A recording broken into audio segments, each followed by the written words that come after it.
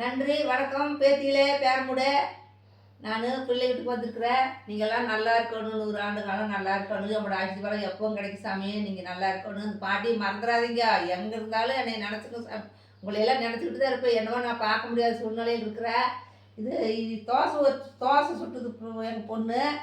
இட்லி, தேங்காய் சட்னி, கொத்தமல்லி சட்னி, இதான் சட்னி ஊற்றி கொத்தமல்லி சட்னி வச்சு சாப்பிட்றா. நல்லா தேங்காய் போட்டு கொஞ்சோண்டு பொட்டுக்கடலை போட்டு இதான் தோசையுமே இட்லி சாப்பிட்றேன்.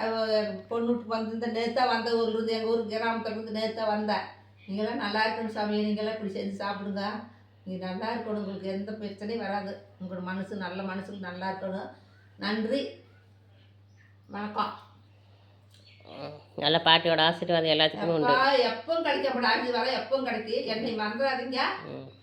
நான் உங்களை மறக்கவே மாட்டேன். நம்மளோட ஆசீர்வாதம் எப்பவும் கிடைக்கும். நீங்கள் 100 ஆண்டு காலம் நல்லா இருக்கணும். பிள்ளை குட்டியோட எல்லாத்தோட நல்லா இருந்து பெற்று பெருகி பெருகிலியுமாவே நல்லா இருக்கணும். நினைச்சது நிறைவேறணும். உங்கள் வேலை வெட்டியெல்லாம் நல்லா இருக்கணும். நான் உங்களுக்கு எந்த குறையும் இருக்காது. நம்மளோட ஆசீர்வாதம் உங்களுக்கு எப்பவும் கிடைக்கும்.